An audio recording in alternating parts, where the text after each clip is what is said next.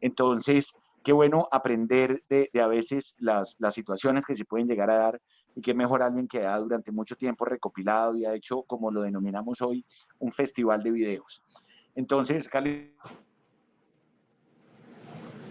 muchas gracias, Juan Carlos, pues un te placer. agradezco de antemano, la participación en esta conferencia. Bienvenido, los micrófonos son tuyos. Estamos acostumbrados a que en algún momento la gente o levante la mano o haga alguna participación. Mientras tanto, pues nuestra moderadora técnica, que es una residente que se llama Karen Bolívar, que muy gentilmente nos ha estado colaborando en todas estas reuniones, abre los micrófonos para en algún momento interrumpirte para alguna participación de alguien. Entonces, Carlito, un abrazo desde Bogotá y bueno, muchas gracias. Okay, muchas gracias, Juan Carlos. Un placer estar con ustedes y encantado de poder compartir experiencias. Siempre he pensado que entre más se conjunten ideas, llámese complicaciones, llámese técnicas, llámese formas de hacer las cosas, pues siempre se aprende algo, ¿verdad? Yo creo que todos los días los médicos nos levantamos con esa convicción de poder aprender algo y sobre todo poderlo transmitir, ¿verdad? Esto a través de la historia lo hemos vivido. Una pregunta, ¿se escucha bien? Porque yo tengo un poquitito de problema con el audio. Los escucho. No, te oímos perfecto, te oímos perfecto. El audio y el video están perfectos. Quiero que ponga el modo de compartir pantalla, a ver si también nos deja ver bien. Ok, entonces, déjame, voy a poner, vamos a poner modo.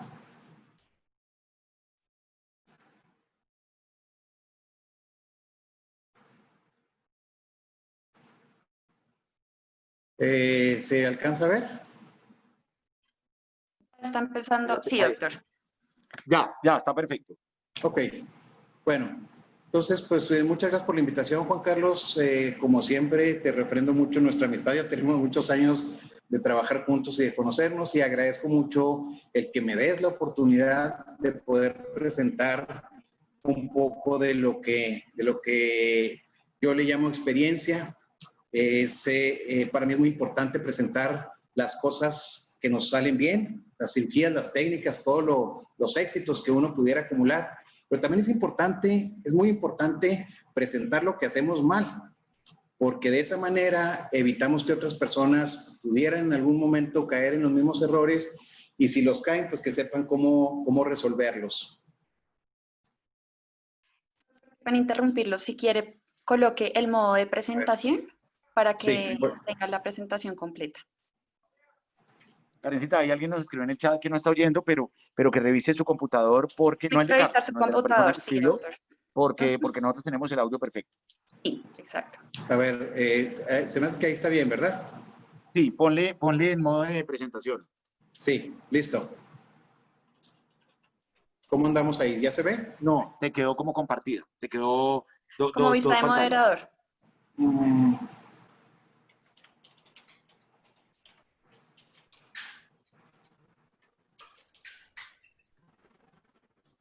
A ver, no sé cómo cambiarlo. Dale clic derecho. Clic derecho. Para que te cambie la configuración. Ocultar vista de moderador. Ocultar vista de moderador. Ocultar vista de moderador. O llama a tu hijo. Listo, ¿verdad? Ahí está ya la pantalla completa. No, ahí se ve. Ahí Ahora sí ya quedó salió perfecto. perfecto, Ahí, sí, Carlito, está señor. perfecto. Ahí ya salió. ¿Así estamos bien? Sí, Señor, señor, ya Estamos veo perfectos, perfecto. estamos perfectos. Ok, bueno, pues mi nombre es Carlos Leal. Yo soy ginecólogo oncólogo. Ya tengo 20 años de experiencia en cirugía laparoscópica y en cirugía oncológica. Hice mi entrenamiento en la Universidad de Ottawa, en Ontario, Canadá. Soy profesor de la Facultad de Medicina, soy director de la Educación Médica Continua de la Universidad Autónoma de Chihuahua y ya tengo 2 años siendo el director del programa de cirugía de mínima invasión en la misma universidad. Entonces, pues una vez más, yo pienso que parte de nuestra estigma es enseñar y transmitir mucho o poco de lo que nosotros sabemos, ¿verdad? Trabajo con varias compañías de speaker y de consultante. Esta diapositiva me encanta porque son las calificaciones de Albert Einstein. Yo creo que todo el mundo tenemos grabada en la historia quién fue la personalidad de Albert Einstein. Y si ustedes se fijan, las calificaciones de él no son nada envidiables, ¿verdad? Sin embargo, ha sido uno de los genios del siglo XX, ¿verdad? Considerado como el mayor aportador a la ciencia del siglo XX. Y vean ustedes, ni siquiera tiene un 7, tiene puros 5, 3, 6, 4. Entonces, aquel que ha cometido un error y no lo corrige, está cometiendo un error aún mayor. Ahora, ¿por qué viene todo esto? Es muy importante tener en cuenta que estamos viviendo una época diferente. Si ustedes se ponen a ver lo que nos está pasando ahorita con todo lo del coronavirus y cómo nos ha cambiado las estrategias a poder trabajar y poder llevar a cabo nuestras actividades cotidianas, ¿verdad? Pues el hecho de tener complicaciones, pues no se queda atrás. Este artículo a mí me gusta mucho, es un artículo que refiere a la mala práctica por especialidades. Y fíjense ustedes, ginecología está en el número 7. Entonces estamos de la media para arriba. ¿Y por qué es importante esto? Por esto. Porque a la edad de 50 años, vamos a tener un accidente o una complicación seria de bajo riesgo, es cierto, pero prácticamente en un 60%, en un 55%. Y una complicación de alto riesgo hasta en un 90%. ¿Qué quiere decir? Que a todos nos va a pasar. Esto es cuestión no más de tiempo. Si tú operas, se te va a complicar. Si tú te subes a un caballo, en algún momento te vas a caer. Entonces, la idea de tener este tipo de presentaciones es estar preparado para cuando llegue ese momento. Porque desafortunadamente las complicaciones ocurren cuando menos las esperas, ¿verdad? En mi experiencia, es un día bonito, asoleado, entras contento a quirófano, pones tu música y de repente a la hora de entrar o meter uno de los trocars empieza a complicarse todo. Y hay un artículo que por ahí me regaló un doctor amigo mío en donde se menciona qué es lo que le pasa a la fisiología del cuerpo del médico cuando está ante una complicación. Es en una oportunidad se lo voy a pasar a Juan Carlos porque es interesantísimo, ¿verdad? Cómo se sube la frecuencia cardíaca, sube la presión arterial, empiezan las endorfinas. Entonces, no solamente el estar preparado cómo resolverlo, sino el estar preparado físicamente de cómo enfrentarlo. Este video, todos los videos que les voy a presentar son míos y el único responsable de todas las complicaciones que aquí se van a presentar soy yo, a excepción de este video. Este video lo voy a presentar, tengo permiso del autor de presentarlo, él es un tío mío, es excelente cirujano de tórax, él se entrenó en Hamilton, Ontario, Canadá, tiene alrededor de unos 37 años de experiencia en cirugía laparoscópica, fue el pionero aquí en el estado de Chihuahua, en el norte de la República Mexicana, en hacer cirugía laparoscópica. Y quiero que vean este video para que si esto le pasa a una persona que tiene 35, 37 años de experiencia en cirugía laparoscópica, ¿qué nos espera con una persona que tiene 6 meses de experiencia o 1 año? Esto es una funduplicación por laparoscopía. Esta cirugía fue realizada el año pasado. Pues vean cómo está haciendo la disección del esófago para empezar a hacer su procedimiento. Él está usando energía ultrasónica y fíjense qué le pasa a la aorta. Se quemó. Recuerden que las puntas del instrumento del armónico se calienta excesivamente.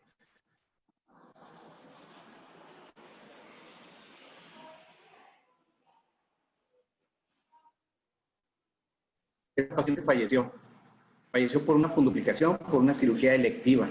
Entonces, como consecuencia, tú tienes que saber cómo funciona tu instrumento, no tienes que estar confiado. Recuerden que los médicos casi siempre trabajamos con una cosa que los americanos le llaman burnout, que quiere decir que trabajas bajo presión, trabajas cansado. Seguramente él no fue su intención el aspa que está caliente, ponerla en la parte de abajo donde estaba la arteria aorta y desafortunadamente la paciente falleció. Él me compartió este video porque sabe que me gusta hablar de complicaciones y me dijo, oye, ¿sabes qué? Te voy a entregar esto, quiero que lo uses, quiero que lo bien uses.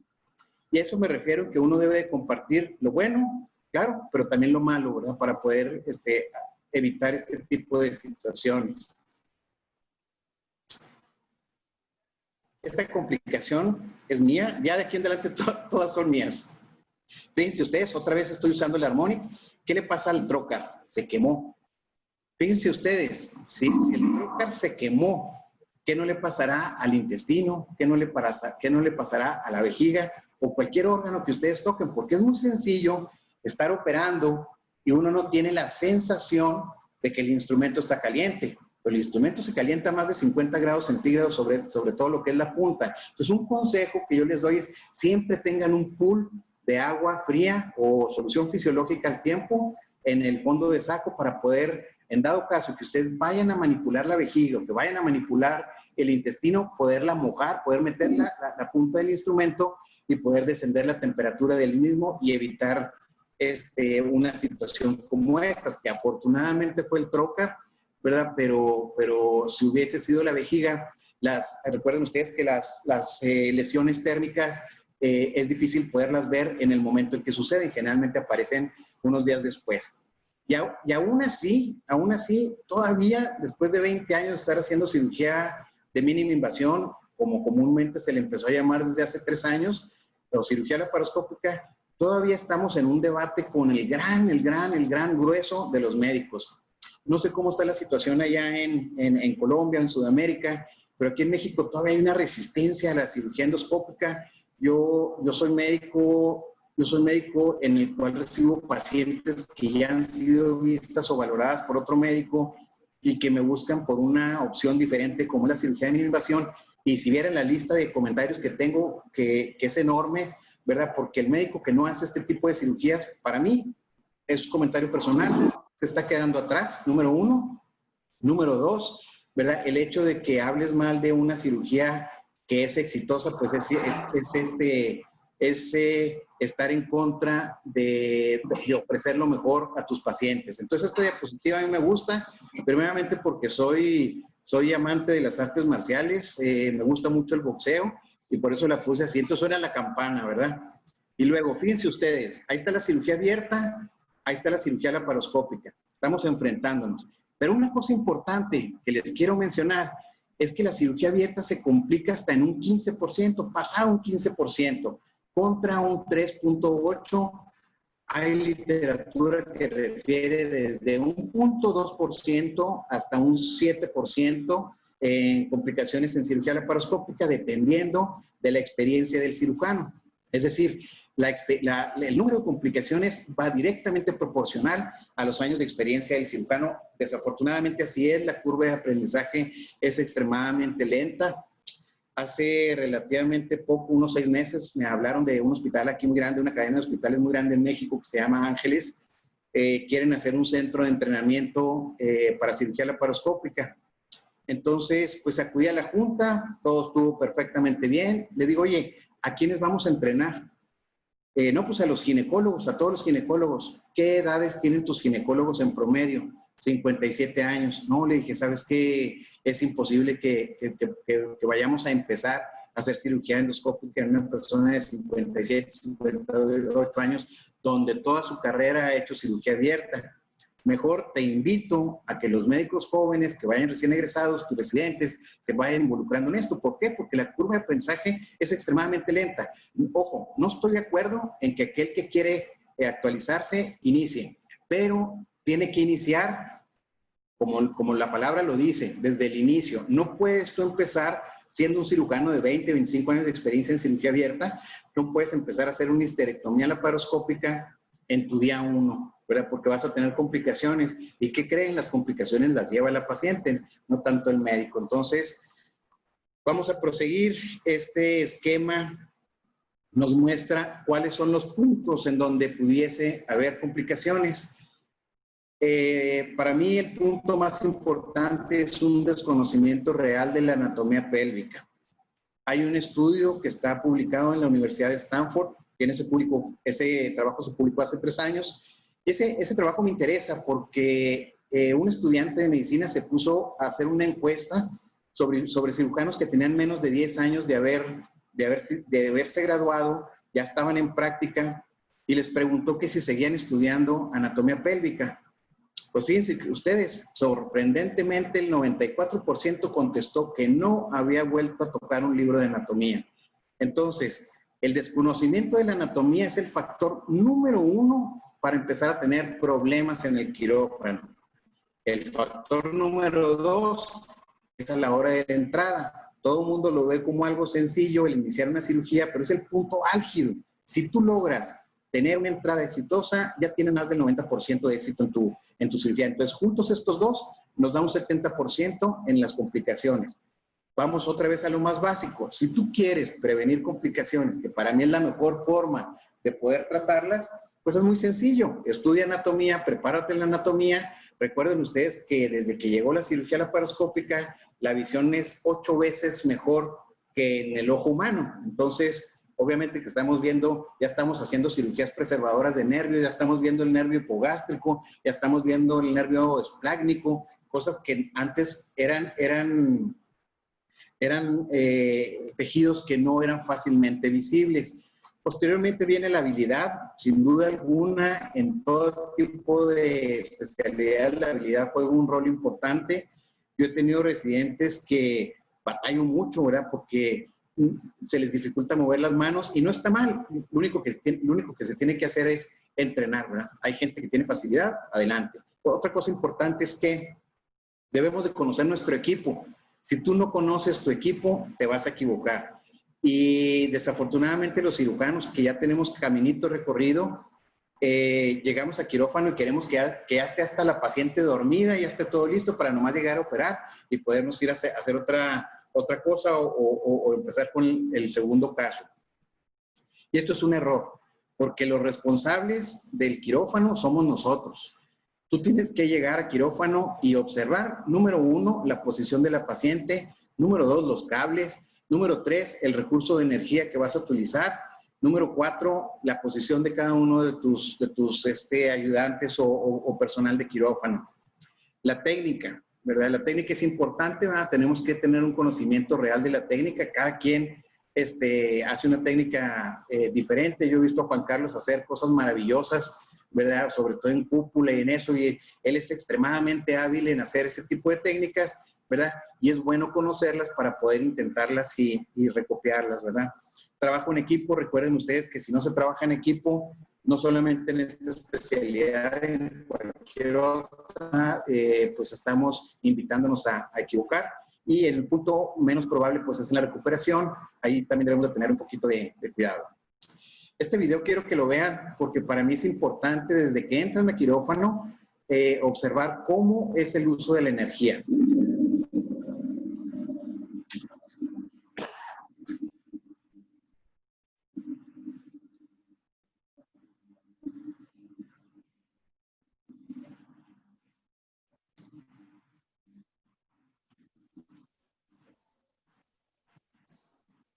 Carlos, ahí no tenemos audio del video. ¿Sí se escucha? No, el audio del video no.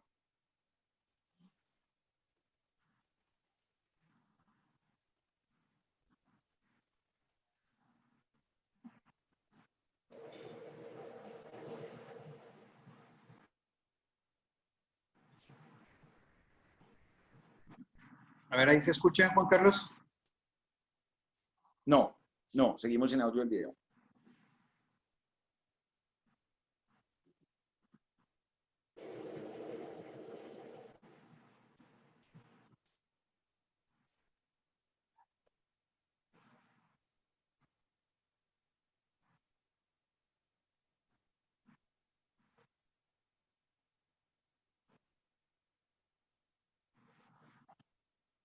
No, se ve como en escena cuadro por cuadro y no tenemos audio.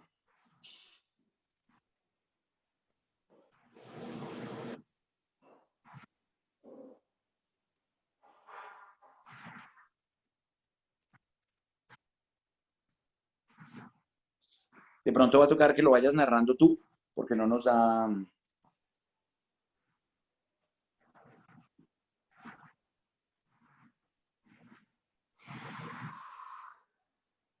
¿Ahí me oyes? Sí.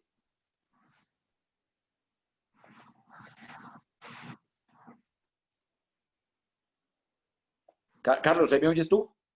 Sí, No, te va a tocar narrarlo a ti porque no tenemos audio de ese video. ¿me escuchas? Sí, a ti perfecto, y te va a tocar es narrarlo porque no tenemos el audio del video. ¿Me escuchas, Juan Carlos? Sí, ¿te oímos? ¿Tú me oyes?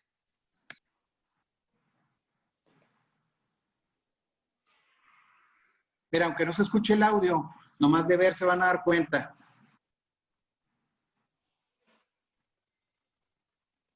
Sí, ahí te oímos. Toca que lo vayas narrando tú.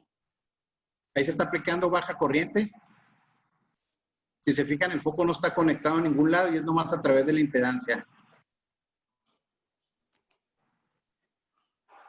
Ahí está en corte. Es una energía de alta corriente en corte y ese es coagulación. Por eso es más importante la coagulación que el corte.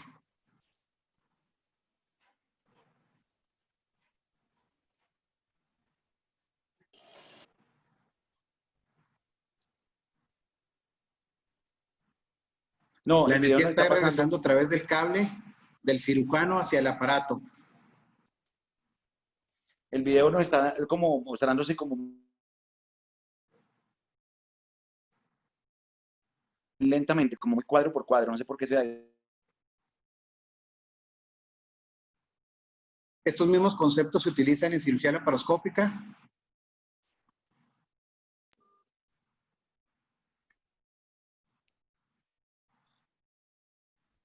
No, Carlos, el video está como en cuadro por cuadro. ¿Cómo? El video está como cuadro por cuadro, como muy en cámara lenta y no tenemos audio de ese video.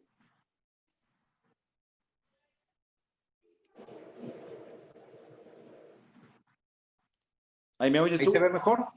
No, está muy cuadro por Bueno, cuadro. vamos Dale, a omitir esa diapositiva. No pasa nada. sí, dale. Ese video te lo envío y tú lo repartes con tus residentes porque a mí me gusta mucho, es una forma muy fácil de entender cómo trabaja la energía y te vas a evitar un dolor de cabeza. ¿Y saben por qué me gusta enseñar esto? Por esto. Esto es la hija de una paciente mía. Entró a hacerse una amigdalectomía. Estas 3 fotografías son de la misma niña, desde el momento en que ocurrió la quemadura hasta cómo va la recuperación. Ella me compartió estas fotografías porque ella considera que es importante que se aprenda, que la energía, aunque no se escuche, no se vea, está presente, ¿verdad? Entonces ella sufrió una quemadura. Esta fue un litigio que costó $1 millón al cirujano.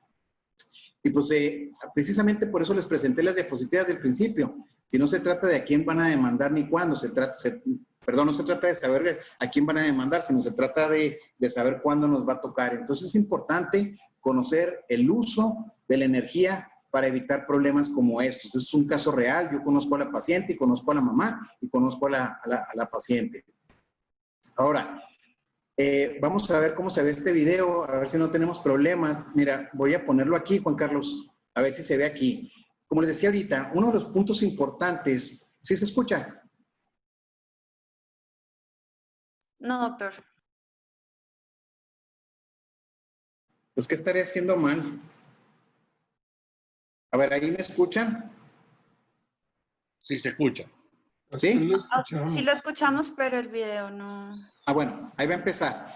Acuérdense que hay varias formas, de poder tener acceso al abdomen. Está la técnica de Verres, 90% de los ginecólogos la utilizan. Está la técnica de Hassan, alrededor del 95% de los cirujanos generales la utilizan. Está la técnica de Palmer, yo soy asiduo a la técnica de Palmer, casi siempre la uso. Y está la de la entrada directa.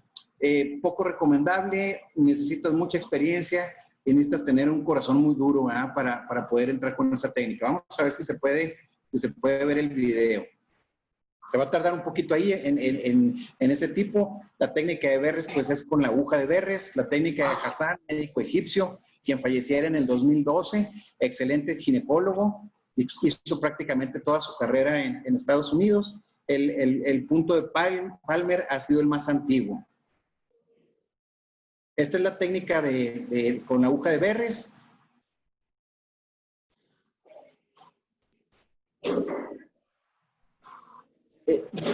Lo que yo les pudiera recomendar en este punto es que no importa la técnica que uses, los estudios indican que tan buena es la técnica de Hassan y tan buena es la técnica de Verres, tan buena es la técnica de Palmer. En todas las técnicas el índice de complicaciones es bajo.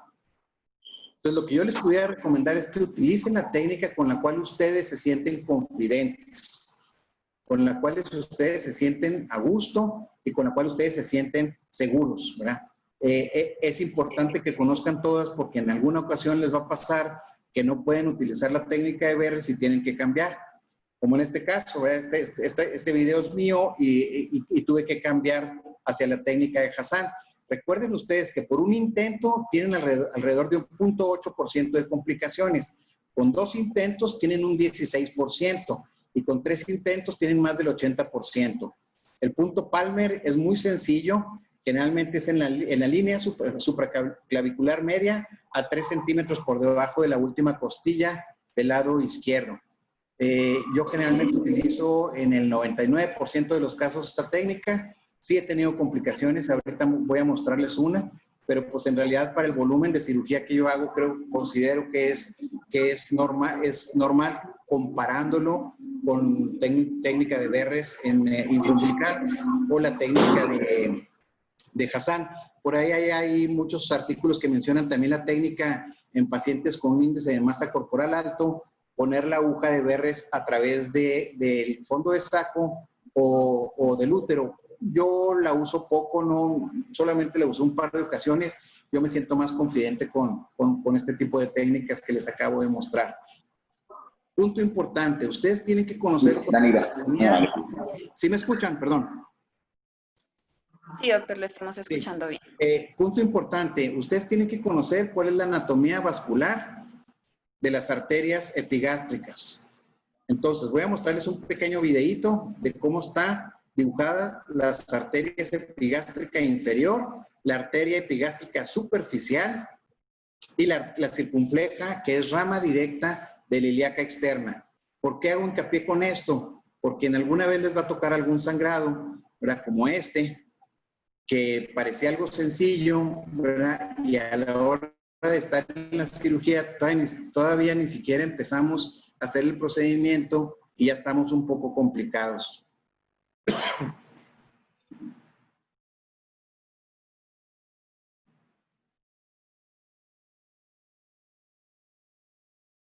Hay diversas formas de solucionar esto. Quizás la más rápida y la más sencilla es utilizar la energía bipolar. Hay una aguja que se llama aguja de Versi. Es fenomenal porque es una aguja que se hace pinza y ustedes la pueden introducir y poder aplicar un punto con Vicryl en el punto en donde está el sangrado, ¿verdad? Pero pues hay veces en que no está disponible la aguja en ese momento y pues tienes que buscar alguna forma de solucionar el problema. Carlitos, ¿cuáles serían tus recomendaciones para evitar esta lesión de la epigástrica? Mi recomendación es como vimos ahorita el video, Juan Carlos, poner la luz y descifrar dónde están las arterias, porque en mi experiencia no hay una igualdad en la anatomía. Siempre hay puntos diferentes en donde vas a encontrar los vasos. Aquí estábamos realizando una hernia y ven ustedes el sangrado. Entonces mi recomendación es primero poner la luz para ver dónde están los vasos y tratar de evitarlos. Si se ha descrito una sonda para manejo de este, ¿tú la has utilizado, esa sonda de Foley a presión, o recomiendas mejor poner el punto con esa aguja de puerto? Mira, la única vez que yo utilicé una sonda, terminé operándola a las 4 de la mañana. En realidad la sonda a veces te funciona, pero no vas a dormir, ¿verdad? Porque en cualquier momento, por ejemplo, esta arteria con una sonda no se va a frenar. Entonces, yo pienso que es mejor aplicar un punto más seguro y pues a nadie le gusta operar en la madrugada y bajo otras condiciones.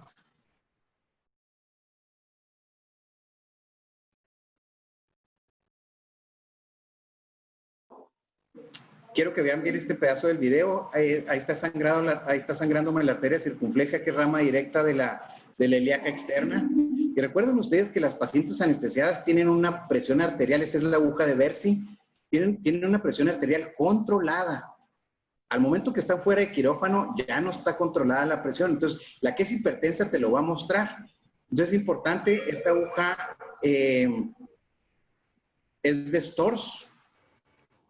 Y ahí lo que estoy haciendo es introduciendo una sutura, un Vicryl, exactamente en donde está el punto del sangrado. Fíjense ustedes la punta de la aguja, cómo se abre. La retiro, la inserto en el lado opuesto.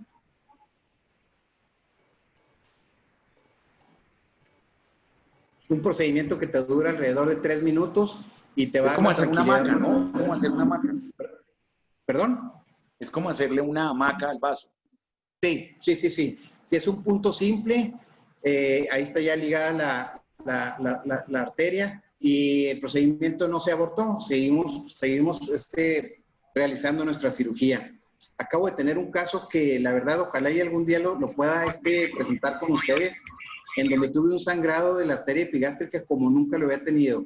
Te quiero decir que me sangró la paciente un litro y medio de sangre en menos de 10 minutos, 5 minutos. Carlitos, escúchame un segundo. Karen, Rafa Padrón me está haciendo aquí por el privado una pregunta muy importante. Carlos tiene una gran experiencia en el punto de Palmer. Yo no tengo gran experiencia en el punto de Palmer. Yo entro todo transumbilical.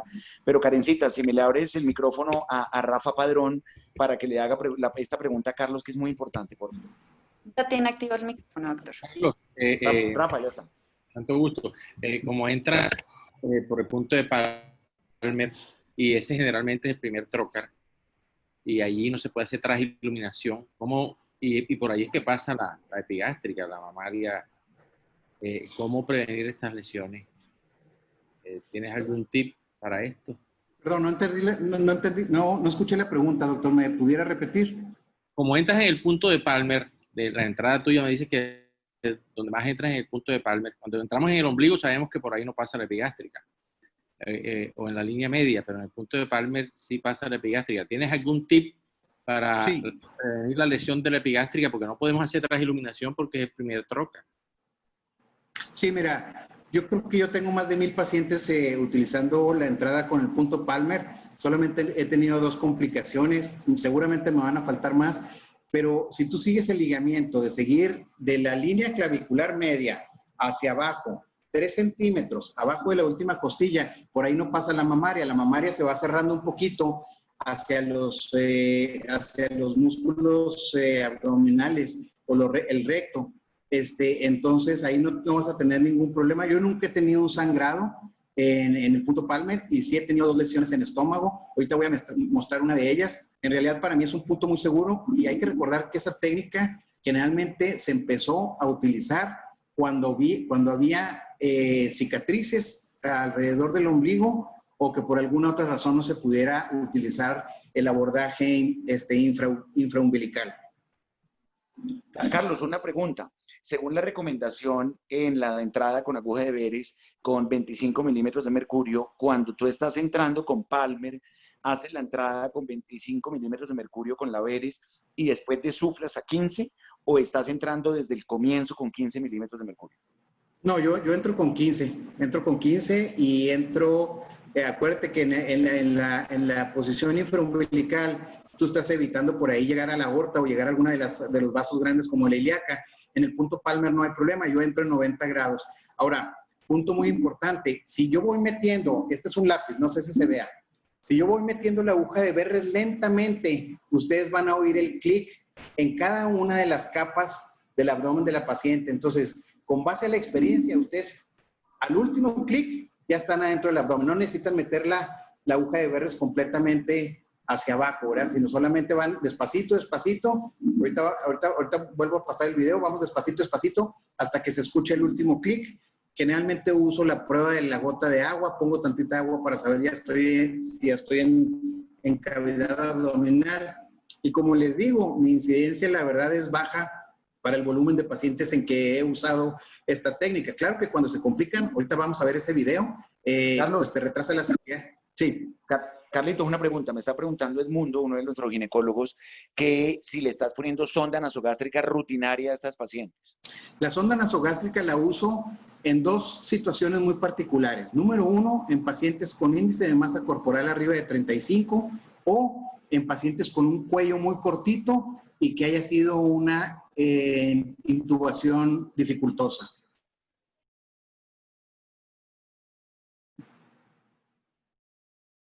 ¿Sí se escuchó? Sí, señor. Ok, proseguimos. Voy a mostrarles una serie de casos. Es importante porque, como les mencionaba al inicio de esta charla, es más importante aprender del error que aprender la técnica en sí. Esta es una paciente de 36 años, tiene 4 cesáreas, tuvo una apendicitis a la edad de 15 años, en la cual se realizó una laparotomía, inició con sangrado uterino disfuncional y fue programada para una histerectomía laparoscópica total. Vean ustedes el abdomen, cómo tiene la cicatriz en la parte media del abdomen. Acuérdense que mucho de la viabilidad del cirujano es sospechar. En este momento que inició que inicié yo la inspección del abdomen, obviamente yo no voy a entrar por el ombligo, no voy a ponerme aguja de Verres por el ombligo, no voy a meter mi primer trocar por el ombligo, porque yo sé que esa paciente tiene muchas posibilidades de tener adherencias y tener complicaciones. Entonces, ¿qué fue lo que hice? Hice mi primera incisión, utilicé mi primer trocar, el trocar de 10 o de 11 o de 12 milímetros, el que ustedes vayan a utilizar para la cámara central, hacia el puerto lateral izquierdo. Ojo, a ciegas. Ahí estoy introduciendo mi puerto. ¿Qué es lo que voy a hacer secundariamente? Voy a introducir mi cámara y bingo, hay adherencias de piplón exactamente en la línea media del abdomen. Entonces, ¿qué me queda de enseñanza esto? Si yo hubiera metido el trocar infraumbilical, ya ahorita estaría resolviendo o un sangrado o una lesión a intestino delgado o alguna otra cosa. Ahí estoy metiendo el trocar lateral izquierdo para empezar a resolver las adherencias previas al procedimiento de la histerectomía laparoscópica.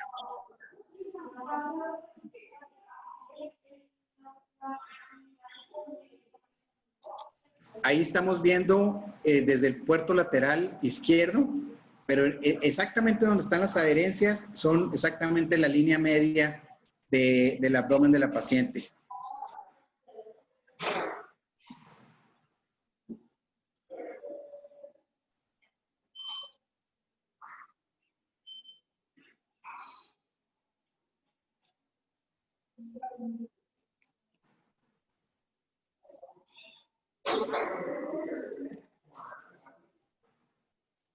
Entre más pegados estén al abdomen, es más seguro y evitamos alguna lesión térmica hacia el intestino.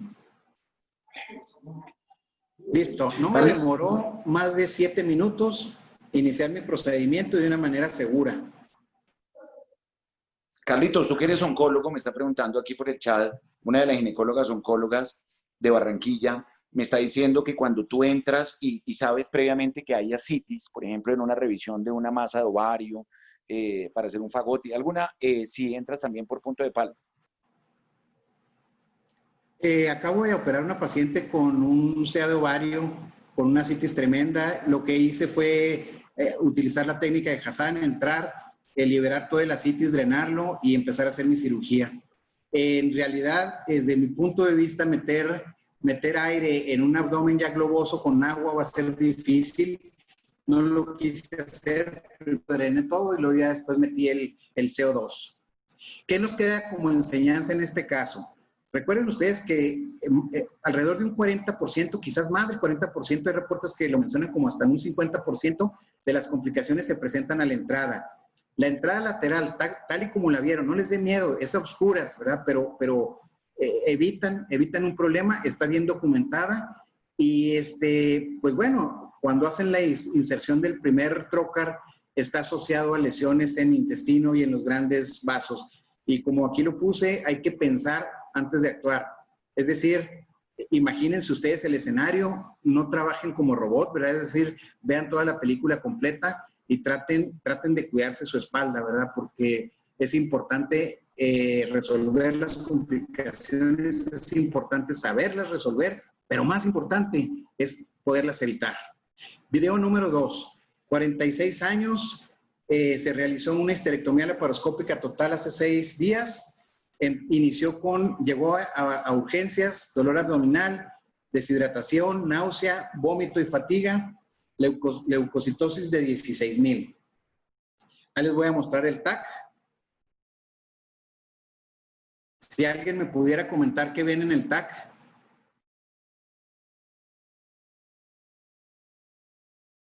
Karen. Karencita, si quieres abrir los micrófonos para que alguien quiera de pronto participar en este. A ver, Karen, ¿qué ves? ¿Qué posibilidad diagnóstica se te antojaría pensar? Yo veo ahí como... Mira, fíjate como bien la imagen. ¿Ves el intestino? Se ve gas. Sí. Ajá, Y ahí lo hay marqué gas. con una flecha. Se ve gas en la pared abdominal. Ajá, como un... Sí, si se estuviera infiltrando ahí aire dentro de la Ok, pared. entonces esto no es Una normal. perforación. Quiere decir que un asa de intestino está en un lugar no apropiado, ¿verdad? Entonces, al momento de hacer la revisión, si se fijan, esa es mi mano y estoy tocando el intestino justo abajo de la piel. Entonces, es un atrapamiento del intestino a través del puerto. Esto se llaman hernias de Richter. Vamos a ver el video. Fíjense ustedes la cantidad de intestino que se logró meter en un puerto de 5 milímetros. ¿Ese no era un puerto de 10? ¿Ese era un puerto de 5? En un puerto de 5 milímetros, Juan Carlos. Nunca me ha pasado. Y fíjense ustedes cómo Nunca, se ve ya. porque en teoría uno nunca lo cierra pensando que nunca va a haber una herniación, Carlos. Exactamente. Fíjense ustedes cómo se ve inflamación aguda sobre el intestino, mas sin embargo, gracias a Dios, no se ve necrosis.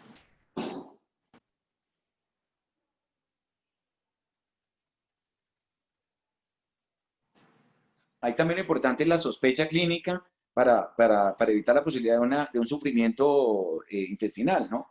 Claro, claro. Tú sabes bien que la cirugía laparoscópica es muy noble. Generalmente las pacientes a los 3, 4 días ya están haciendo su vida normal prácticamente en un 80%.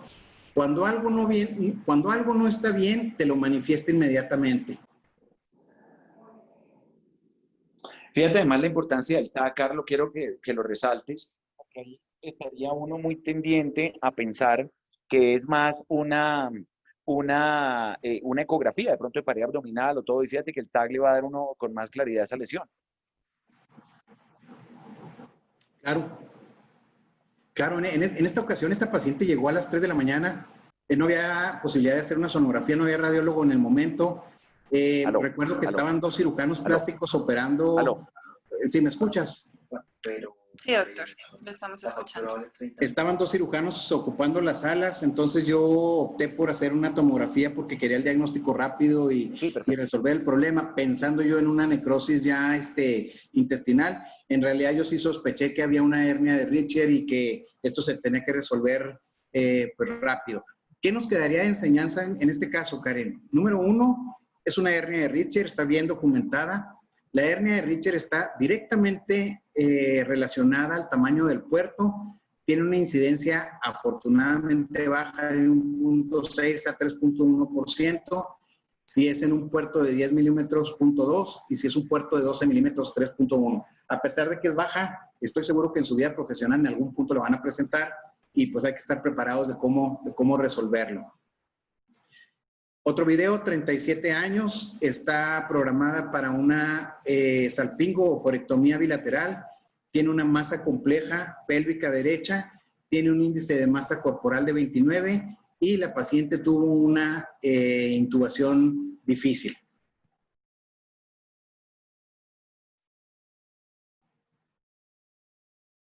Ahí estoy aplicando el punto Palmer. Y fíjense ustedes dónde está la aguja. Lo que estaba insuflando era el estómago, no el abdomen. ¿Se fijan ustedes lo globoso del abdomen, del estómago? Entonces, obviamente tuvo una lesión inadvertida del estómago, ¿verdad? Con la aguja de Verres, ahí la estoy observando. Recuerden ustedes que las lesiones de víscera hueca pueden ser dobles, ¿verdad? Tú introduces la aguja, pero también puede salir por el otro lado. Entonces tienes que observar los dos lados de la víscera para poderla resolver. En este caso, lo que hice fue hacer un poquito de espacio en el mismo tiempo quirúrgico, observar los dos lados de la víscera hueca o del estómago y aplicar un punto con prolene. Carlos, una pregunta. Obviamente, tú como ginecólogo, oncólogo, y bueno, tú tienes una gran habilidad, pero en estos casos, eventualmente, que llegara a pasar, la recomendación es que, sobre todo desde el punto de vista médico-legal, las complicaciones intestinales, gástricas, de intestino, eventualmente de colon, llames al cirujano en el sentido en el que el paciente, por ejemplo, llega a tener una complicación, hace una fístula, alguna cosa, y te van a decir, ¿usted por qué no llamó al cirujano general, al cirujano gastrointestinal, para que hiciera la reparación de la lesión? Digamos, ustedes como oncólogos tienen toda la habilidad para hacer incluso resecciones intestinales, todo, pero tu recomendación, sobre todo por lo que empezaste la conferencia, hablando del tema médico-legal, si alguno de los que nos están conectados, más de los 70 que están conectados ahorita, eventualmente llegamos a tener una complicación gastrointestinal y uno diga, bueno, yo le voy a poner un puntico ahí y lo soluciono, o recomiendas que mejor se llame el cirujano gastrointestinal. Sí, mi recomendación es siempre pidan una interconsulta intraoperatoria con el cirujano para que quede asentada en el expediente. Sí, tiene razón, mis complicaciones la mayoría las resuelvo yo, pero yo siempre le hablo al cirujano y se burlan, ¿verdad? Porque dicen, oye, ¿para qué me hablaste si ya lo resolviste? Y yo les contesto muy fácilmente, para que vayas a cobrar sin hacer nada. Entonces, desde el punto de vista legal, lo correcto hacer es hablarle al cirujano, ¿verdad? Pero generalmente yo resuelvo mis complicaciones porque tú le hablas al cirujano y se va a demorar 20, 25, 30 minutos en llegar.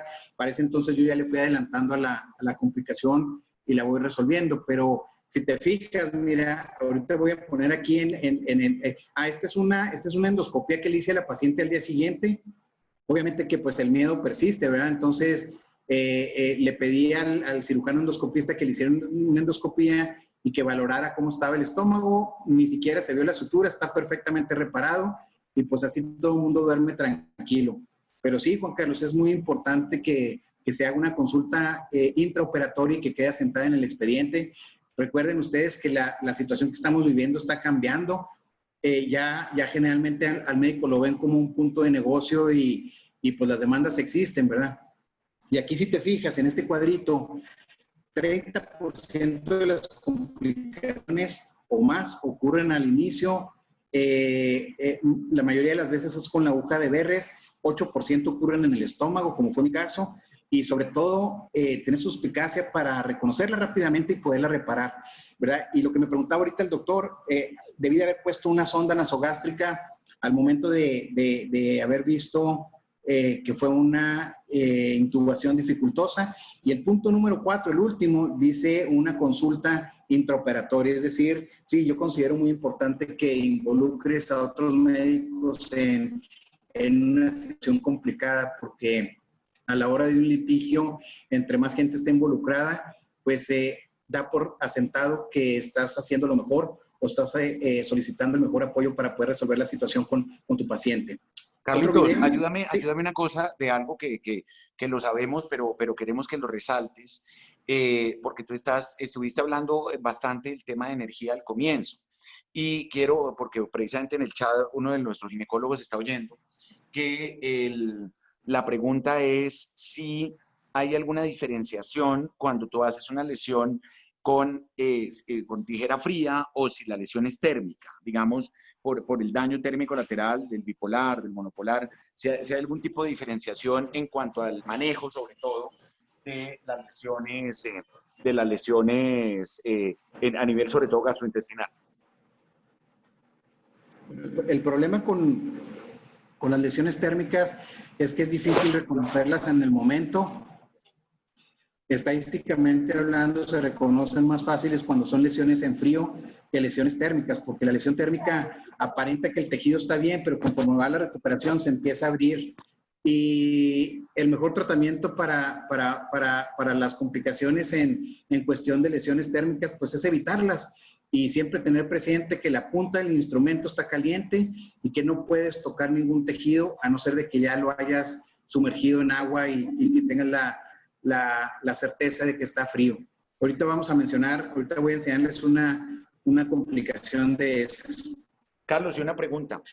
Rafa nos está Sí. preguntando que sí, porque eso nos pasa con alguna frecuencia, si es en estómago, en el caso de la entrada Palmer, o ya en el transoperatorio, en alguna esterectomía, sacrocolpo, etcétera, que tengamos una lesión puntiforme, las suturas o simplemente no las suturas. O sea, estas lesiones que son con aguja que funcionó, pero no es una lesión ni térmica, ni es una lesión extendida, sino es una lesión puntiforme. Si esas mejor se les pone un punto de refuerzo o se dejan sin suturar. Bueno, te voy a contestar muy simple, ¿verdad?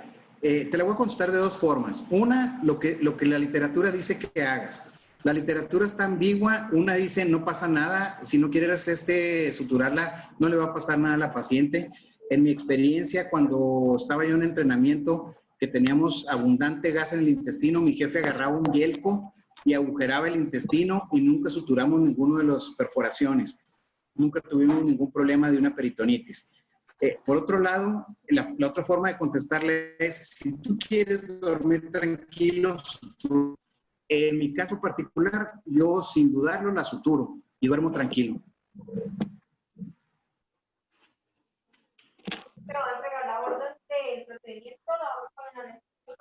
Correcto, perfecto. Listo. ¿Seguimos? Carlitos, sí. Bueno, esta es una paciente de 41 Karencita, creo que años. toca cerrar los micrófonos. Doctor, creo que es el fondo de su que se está escuchando. ¿Seguimos? Porque están cerrados. Sí, doctor. Dale, claro que sí. Sí, tenemos una paciente de 41 años con una recurrencia de cáncer de endometrio en el fornix de la vagina. Está programada para una resección de la cúpula vaginal radical y tiene un índice de masa corporal de 32. Se termina el procedimiento, ya estoy listo yo para irme y ¿qué creen?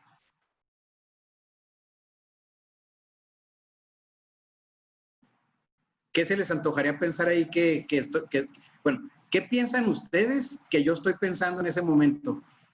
Que se llevó la vejiga. Sí, señor. Ya estoy asustado, ¿verdad? Porque tengo que volver a entrar y ver dónde está la lesión de la vejiga, porque si ustedes tienen aire en la bolsa de la sonda Foley, ahí hay una lesión en vejiga en algún punto. Entonces vamos a ver la lesión de la vejiga. Ahí está.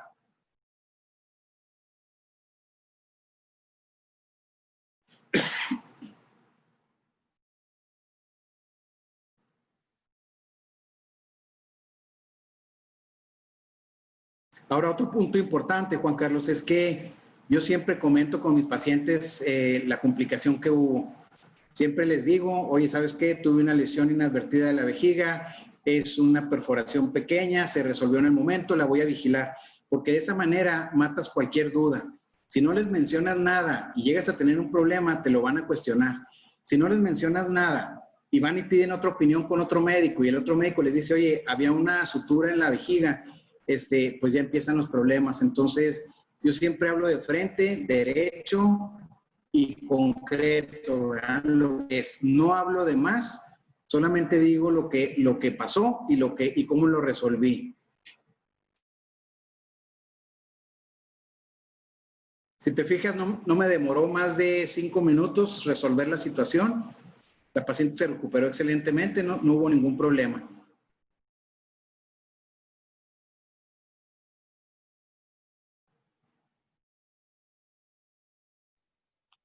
Ahí nos están haciendo una pregunta. ¿Me oyes, Carlos? Sí. Sí. Karencita. Sí, doctor, lo estamos escuchando. Karen,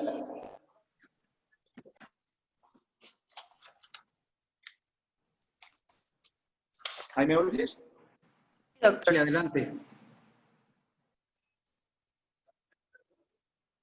Bueno, Carlos, Karen, ahí no sé si estamos oyendo. Sí, doctor, ahí lo estamos escuchando bien. Seguimos. Ah, bueno, que alguien está haciendo una pregunta acerca de si le hace cistoscopia a las lesiones vesicales. Muy importante, el jueves, escúchame Carlos un minutico, voy a hacer un servicio social. El jueves tenemos una charla que es del urólogo hablando sobre complicaciones urológicas en cirugía ginecológica. Entonces, muy importante que se nos conecten también el jueves para que tengamos precisión sobre esto, cuándo hacer cistoscopia, cuánto tiempo dejarle sondas, cistografía, etc. Sí, yo pienso que es importante poner el cistoscopio y observar cómo quedó resuelto el problema. Es afirmativo. No lo uso siempre. Yo no hago una cistoscopia en todas las pacientes en general, solamente en las cuales tuve algún problema, alguna lesión en la vejiga. El 40% de las lesiones son en el domo. Es una complicación relativamente común. Más del 50% son reconocidas en el momento de la cirugía. La incidencia es baja, 0.02, 8%, de las más comunes, pero baja. Y si no se resuelve en el momento, tienes casi el 100% de posibilidades de que vas a tener que reintervenir a esa paciente y hacerlo por medio de una laparotomía para reparar una fístula vésico-vaginal. Y una vez más, el punto más importante abajo, una consulta intraoperatoria con el urólogo y por lo mismo que mencionábamos ahorita. Video 5, una 47 años, una masa compleja pélvica, está programada para una oforectomía laparoscópica, tiene 3 cirugías abdominales previas.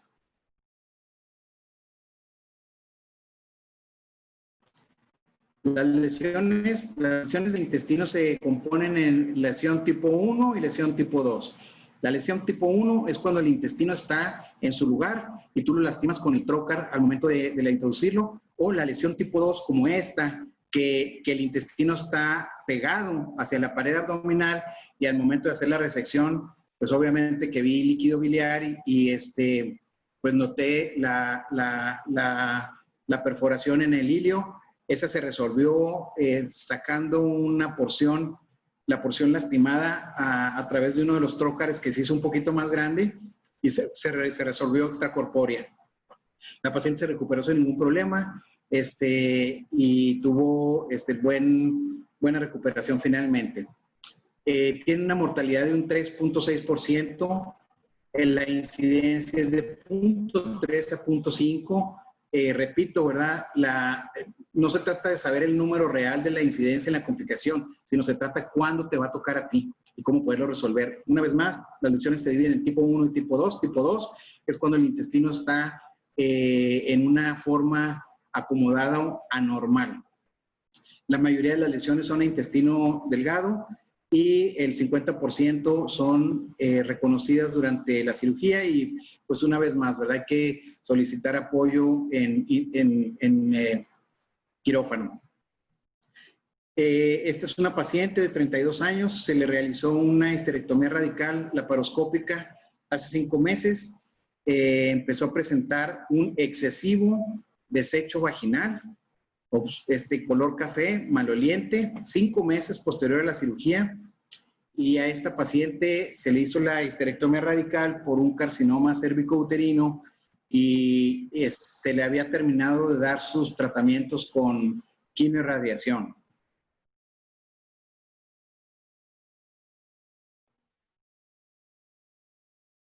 Al momento de ver ese flujo, decidí tomar un cultivo, pero vean ustedes la dehiscencia.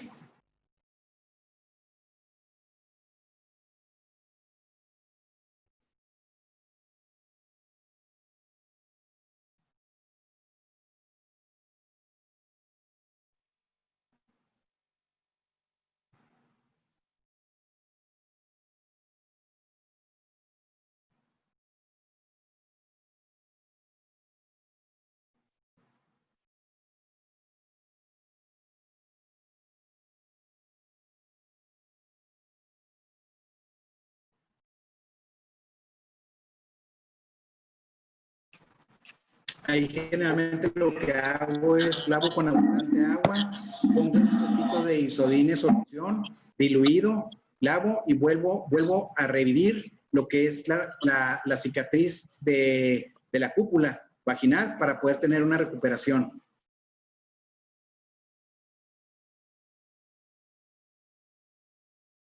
Ahí tú tienes mucha experiencia en lo que es sutura de cúpula vaginal con diferentes técnicas y diferentes suturas. En este caso lo suturé de manera convencional con Stratafix. La paciente se recuperó sin ningún problema, evolucionó satisfactoriamente. Carlos, ¿también lo hubieras podido abordar por vía vaginal? O sea, ¿habías podido hacer la rafia por vía vaginal? Sí, sí, afirmativo. Lo quise hacer por vía laparoscópica porque yo no me gustó el desecho. Yo estaba pensando en un absceso. Entonces, lo quise hacer vía laparoscópica para observar cómo estaba la situación en el fondo de saco y por eso lo resolví. Pero sí he tenido pacientes en los cuales se puede resolver de manera ambulatoria vía vaginal. La incidencia es 0.39%. Hay literatura que menciona una incidencia de 0.032 a 0.25%. Un punto importante es que nadie reporta estas complicaciones. Se sospecha que están, la incidencia no es real, si no es mayor, pero nadie la reporta. La radiación pélvica es un factor de riesgo. Y un punto importante es que después de tanto tiempo, si tiene tanto desecho vaginal, pues es un motivo para sospechar en esta complicación. Este video creo que ya lo has visto tú, Juan Carlos, es un video muy curioso. Estoy iniciando una laparoscopía total, histerectomía total laparoscópica, 51 años, y cuando estoy haciendo la cirugía, se acaba el CO2. Entonces, si ustedes ven, la enfermera está cambiando el tanque, a ver si se escucha el ruido.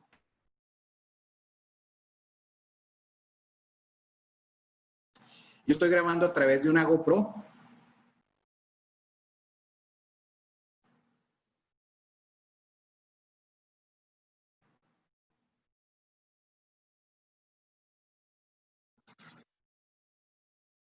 Entonces, el gas escapó del cilindro y el único cirujano que salí corriendo fui yo. ¿Sí se escuchó? No, no lo alcanzamos a oír, pero nos imaginamos el ruido que se me dio. Sí, estuvo muy curioso porque todo el mundo se quedó en su lugar. El único que salí corriendo fue yo pensando en que iba a explotar el tanque.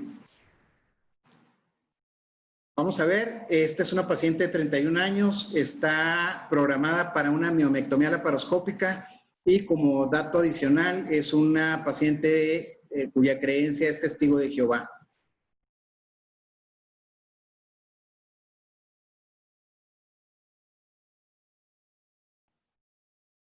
Ahí se ven los miomas. Ahí estoy aplicando clips de titanio en las arterias uterinas temporales para prevenir sangrado durante el procedimiento quirúrgico. Trato de no apretar mucho el clip, sino dejarlo de una manera en que se pueda retirar al término de la cirugía. Ahí estoy retirando los clips. Ya cuando finalicé la cirugía, ahí estoy retirándolos. Hace poco en la revista de la AGL, en el Journal, viene un artículo referenciando esto, en donde han hecho este procedimiento en 8 pacientes, no tuvieron ninguna complicación. Y vean ustedes, empieza el sangrado de la arteria uterina, que en realidad no es para tenerle miedo, pero ya te hizo tu procedimiento un poquito más difícil o complicado. Ahí está sangrando, lastimé la arteria uterina del lado izquierdo. Es nomás como un roce en la arteria, pero inmediatamente se mostró el sangrado. Entonces, lo que no me sangró durante el procedimiento, me está sangrando al final del mismo por haber puesto las grapas de titanio y pues haberlas retirado de esa manera.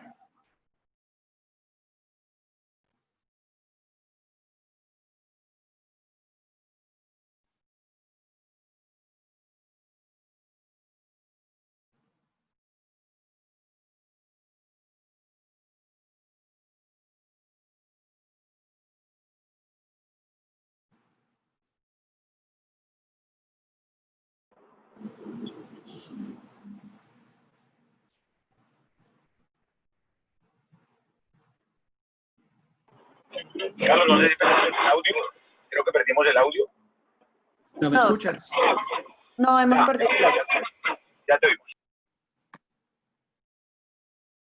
Sí, ahí aparentemente dejó de sangrar en la arteria uterina izquierda, solamente aplicando un poquito de energía con bipolar. Pero fíjense ustedes la arteria uterina derecha. Entonces, obviamente, si tú te pones a ver la grapa, el clip de titanio, que aprieta en la punta al momento de sacarla de la arteria sufrió un desgarro. Entonces, en síntesis, yo pienso que fue un error mío haber utilizado grapas de titanio que no son temporales. Ahí pude haber utilizado un bulldog o cualquier otra cosa diferente, ¿verdad? Pero desafortunadamente en ese momento pues no lo hice. Sin embargo, si te fijas, yo no me quedé tranquilo y mejor apliqué una sutura con crómico 2 o 3 ceros, que solamente doy una lazada y ya me quedo tranquilo de que la arteria uterina no va a sangrar y se va a reabrir en cuestión de 78, 76 o 4 o 5 días ya se va a abrir el flujo de sangre hacia el útero.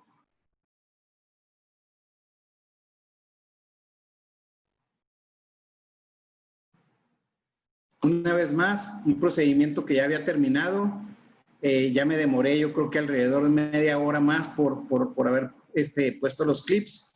Entonces, pues, yo pienso que los clips no deben de ser utilizados en la oclusión temporal de las arterias uterinas.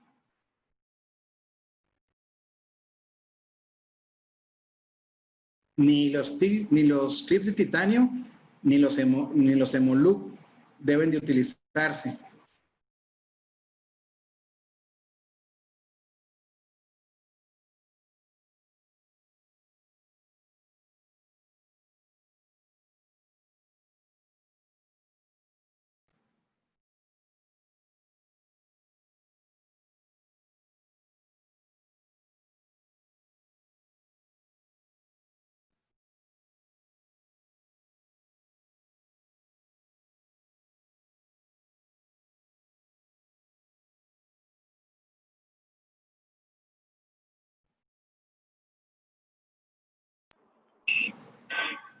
Ya quedó resuelto un lado, ahora voy por el otro lado.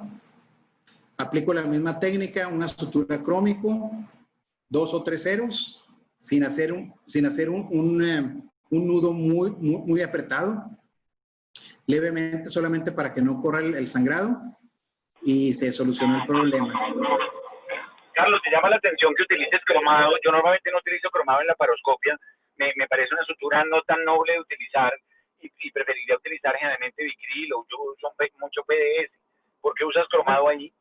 Bueno, la idea de usar la sutura, el crómico, es porque es una sutura débil, tienes toda la razón del mundo, y la idea es que la arteria se abra y pueda tener su flujo normal en un par de días. Correcto.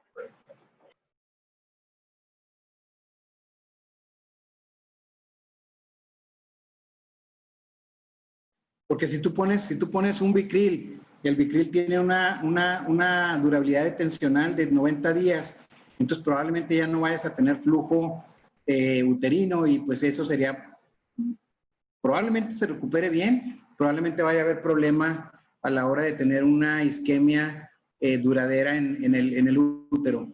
Las lesiones vasculares pues son las más alarmantes, obviamente a nadie nos gusta, tiene una mortalidad de casi un 20%, una incidencia, gracias a Dios, baja de 0.04 a 0.5. El 1.7% son intraoperatorias y mi recomendación es no utilizar clips de titanio ni Hemoloop a la hora de hacer un clipeo o una oclusión de las arterias uterinas de manera temporal. Esta es una paciente de 46 años, 10 días de haberse practicado una histerectomía laparoscópica. Tiene un abundante desecho vaginal claro y un dolor abdominal y distensión abdominal. Y obviamente, ¿verdad? Sí, efectivamente estamos pensando en orina, ¿verdad? Cuando a ti te habla la paciente a la semana de haberla operado y te dice, oye, Carlos, tengo una salida de líquido, me estoy orinando y no tengo control. Obviamente que ya estás pensando en una lesión en el sistema urinario. Esta es la tomografía y ahí se ve el cúmulo de orina en el fondo de saco. Pues obviamente es una lesión de un uretero y está vertiendo líquido urinario en el fondo de saco. Vamos a verla el video. Ahí está el uretero, estoy haciendo mi disección, obviamente tiene 10 días de haber hecho la cirugía y ahí está drenando la orina. Prácticamente la lesión está a la entrada de la vejiga está la lesión. Y esta lesión desafortunadamente se realizó por el uso de la sutura barbada al momento de hacer el cierre de la cúpula vaginal. Es obviamente que yo soy el responsable, es una lesión mía, pero la hizo uno de mis residentes. Al momento de estar suturando la cúpula, se abrió un poquito hacia el lado derecho y alcanzó a lastimar el uretero y obviamente por necrosis el uretero se lastimó. Esta fue una reimplantación que hicimos por vía laparoscópica y esta fue realizada entre el cirujano urólogo y yo, obviamente en un segundo tiempo quirúrgico. Carlos, ¿en qué casos en histerectomías de úteros muy grandes o en cirugías de endometriosis extensa estás cateterizando los ureteres previamente? Es muy raro que yo prefiero mejor abrir todo el retroperitoneo y ver el trayecto del uretero. Me encantaría tener alguna vez la tecnología de poder utilizar los catéteres con luz que presentan en los congresos. La verdad yo lo veo poco relevante, ¿verdad? Si tú tienes una visión completa del uretero, no veo la necesidad de cateterizar. Nunca lo he hecho, Juan Carlos. Correcto, Carlos. Esta paciente evolucionó satisfactoriamente, no tuvo ningún problema, sigue siendo mi paciente afortunadamente. Y pues como les decía ahorita, hablar con la verdad y decirles lo que pasó, no trae dudas, no hubo ningún problema desde el punto de vista legal con ella. Esta paciente venía de Estados Unidos a operarse y pues a veces uno quiere hacer su mejor esfuerzo y pues te tocan este tipo de situaciones, ¿verdad? A lo mejor hay miles de médicos mejores que yo para poder haber hecho el procedimiento allá y no les hubiera pasado nada, pero pues así es la historia, ¿verdad? Ni modo. Carlos, no sé si tú estés de acuerdo muy seguramente con la recomendación. Yo eso es una cosa que más se le enseño a los residentes, incluso a los ginecólogos ya en ejercicio, es que, por ejemplo, si se presenta una eventualidad urológica o una eventualidad gastrointestinal, que ya no es de la competencia quirúrgica de uno, pero digamos, en el caso, por ejemplo, de una reintervención, uno siempre tiene que estar en esa reintervención. Así sea el urólogo quien va a hacer la cistoscopia, le va a poner el catéter WJ, hacer el implante ureteral. Uno tiene que estar en esa cirugía. A veces hay colegas que dicen, no, bueno, que la maneje el urólogo y que le haga el reimplante él, pero me parece que por responsabilidad y por protección legal es muy importante que uno también esté en la complicación, en el manejo, a la hora que sea, el día que sea, para que el paciente también vea y la familia que tú estás ahí, se presentó la complicación, a todos nos puede pasar, pero que tú también estás en la reintervención, vuelvo y digo, así no sea de la competencia directa de uno. No sé si compartes mi concepto. Mira, mi papá duró de ginecólogo 57 años y él me dijo, la complicación que a ti se te ocurra, yo ya la tuve y varias veces. Y el único consejo que te voy a dar es haz babysit cuando tengas una complicación. No te le separes de la paciente. Quédate enseguida. Ella va a sentir seguridad, va a sentir confianza y nunca va a dudar de tu profesionalismo ni de tu forma de hacer las cosas. Entonces yo lo que hago es eso, me complico y yo no dejo ir a la paciente hasta que yo la veo sonreír. Correcto, correcto. Tiene una incidencia de 0.3 al 3%, el 75% no son reconocidas durante la cirugía, como en este caso, y bueno, pues puede llegar en un momento a dañar hasta el riñón. Una sospecha clínica rápida es lo que puede facilitar el diagnóstico. Esta es una paciente de 40, no sé cómo andemos de tiempo. Esta es una paciente de 48 años. Estamos como unos 10 todavía o 15 minutos tenemos, Carlos. ¿Cuánto tenemos? 10 o 15 minutos todavía. Ok. Este es un diagnóstico de cáncer de endometrio. Está programada para una histerectomía laparoscópica total y una linfadenectomía pélvica para estadio quirúrgico. Ahí estoy utilizando el punto de Palmer que me preguntaban ahorita. Recuerden, línea clavicular media, 3 centímetros por debajo del costal o de la última costilla izquierda.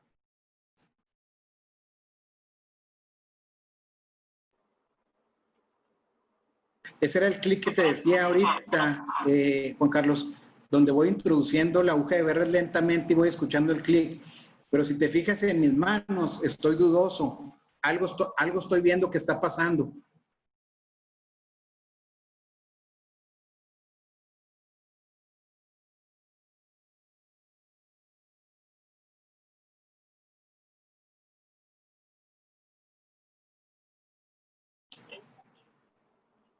Ahí estoy esperando la entrada del CO2. Noto que algo no está bien.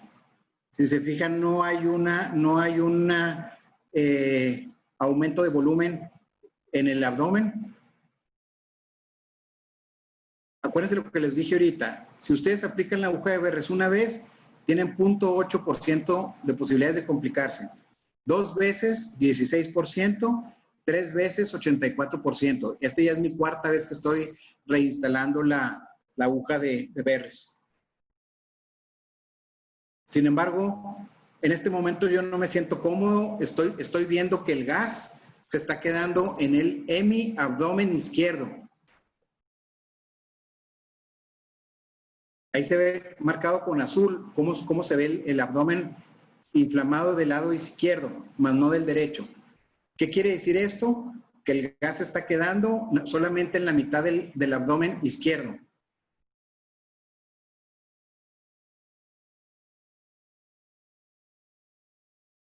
No sé si alcanzan a ver esta parte de aquí. Sí, doctor. Sí, eso visualiza. Ahí empieza la adrenalina a correr.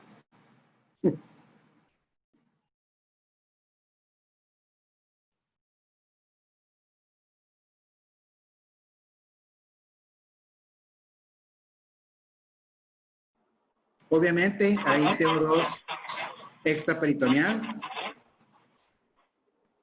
Se tiene la creencia o el error de que el CO2 no te produce ningún daño, que es excesivamente volátil y que en cuestión de unos minutos está resuelto el problema.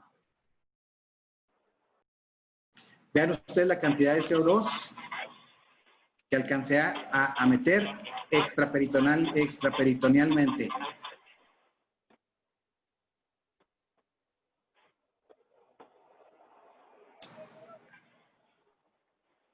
¿Se fijan?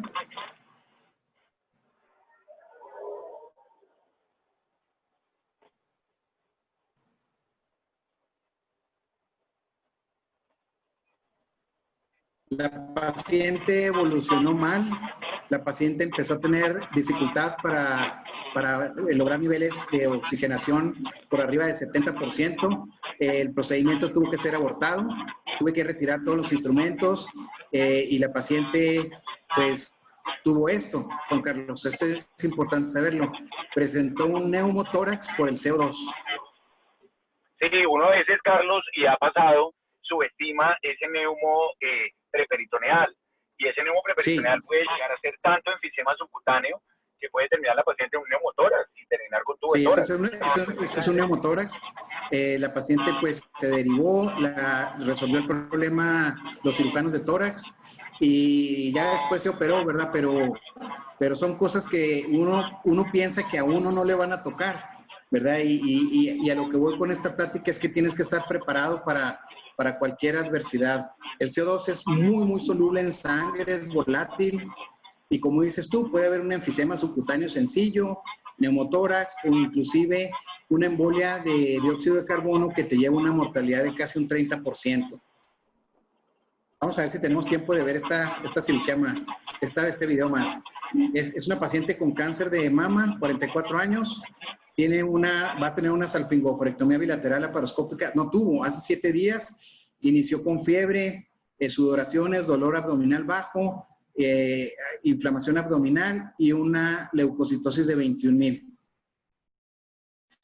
Ese fue un caso bien difícil, bien complejo, porque ya tenía muchas cirugías, había que retirar los ovarios y fue una cirugía complicada. La verdad, yo nunca me sentí cómodo, y al momento que llegó, pues obviamente que sospeché en un absceso. Ahí lo que se recomienda es no usar agua para no diseminar el contenido del absceso. Ahí estoy esperando por un cultivo. Voy a obtener una muestra para mandarla a analizar, y la indicación pues es muy sencilla, como en todos los abscesos, es drenar, limpiar y lavar al último, ya cuando esté drenado el absceso, lavar con agua diluida con isodine solución, y la paciente afortunadamente evolucionó satisfactoriamente. Es una complicación rara, pero pues presente. Mira, Carlos, que tú estás hablando de una cosa importante, porque generalmente la lógica de lo primero que haga es lavar. O sea, tú entras y ves la cantidad de pus, lo primero que mete es lavar en gran cantidad, y claro, eso diseminaría más una infección que de pronto está localizada a nivel pélvico. Entonces, fíjate que es mejor absorber ese líquido y lavar al final, y no de entrada uno lavar y lavar y lavar, terminando de pronto de diseminar más la infección. Yo siempre dejo en este tipo de situaciones un drenaje porque te da mucha información. La literatura dice que no los dejes más de 24 o 48 horas. Yo los he dejado hasta más tiempo. Ahí estoy poniendo isodine. Yo siento que te ayuda mucho. Este diagnóstico es... ¿Un dren de Blake o un Jackson Prado? ¿Qué dren le dejas? Sí. Hay que recordar que el diagnóstico es clínico, nomás con la presencia de los síntomas y signos de la paciente. Ya por último, Juan Carlos, yo pienso que el videograbar tus cirugías te lleva a tener un mejor control y a tratar de mejorar tu técnica. Eugene Louis Doyen, que fue un cirujano de hace más de 100 años, él mencionaba que el cinema y la enseñanza en cirugía eran importantes. Este escrito, encontraron varios videos en el sótano de su casa, y él decía que cuando vio por primera vez en la pantalla del cinema una de sus operaciones, se dio cuenta de un sinnúmero de errores. Los corrigió, los mejoró y los simplificó, y de esta manera el cinema ayudó a mejorar su técnica quirúrgica. Yo pienso que a veces legalmente hay un hueco ahí. Yo en el consentimiento siempre les digo a las pacientes que voy a tomar fotos y voy a videofilmar, y el autor de esa edición soy yo. Entonces, porque hay pacientes que me piden el video, yo nunca lo suelto.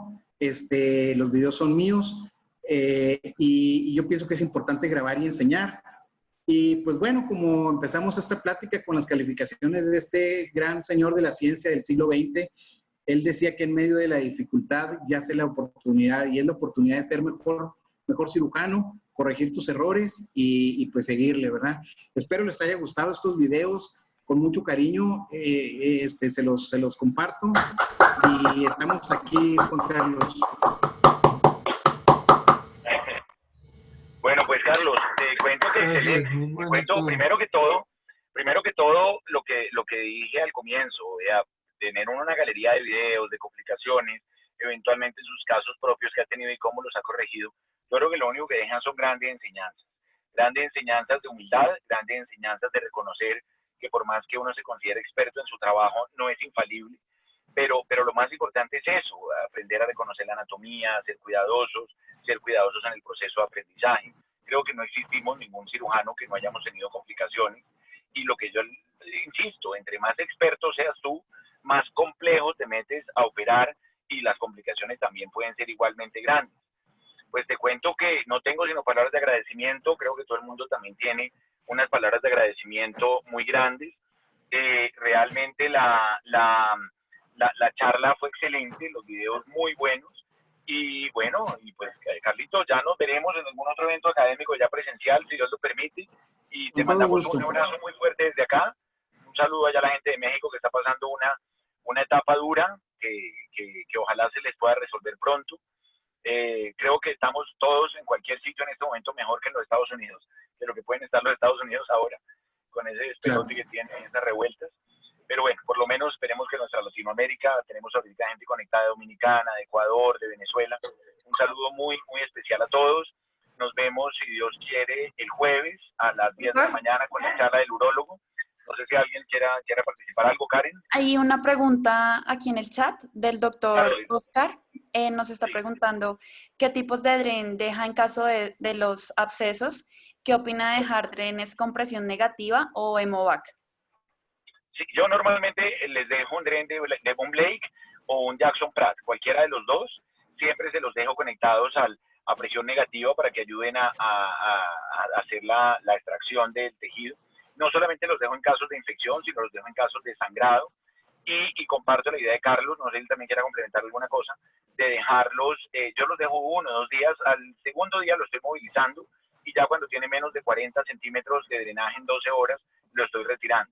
Pero yo soy muy amigo de los drenes cuando tengo un sangrado residual que me deja un poco preocupado, sobre todo en estas disecciones grandes de endometriosis, o siempre en los abscesos ováricos, siempre dejo un Blake con Jackson Pratt. No sé, Carlitos, si tienes alguna observación de eso. Exactamente lo mismo, uso los dos tipos de drenes.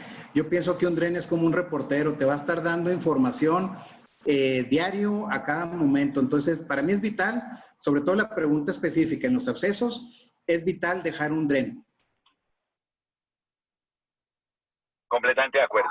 Perfecto. Bueno, pues entonces, un saludo a todos. No sé si Karen quiere hacer alguna observación y vernos Doctor, de verdad agradecerle. Los videos fueron muy enriquecedores, digamos, para nosotros que nos encontramos en formación, porque pues generalmente no encontramos, digamos, docentes que nos muestren como sus complicaciones y aprender, digamos, de esas complicaciones enriquece aún más estas charlas. Muchísimas gracias a todos. Al contrario, Gracias, doctor estoy Carlos. dispuesto a cualquier plática más que ustedes requieran. Con todo el cariño y la amistad que tengo con Juan Carlos, yo estoy disponible.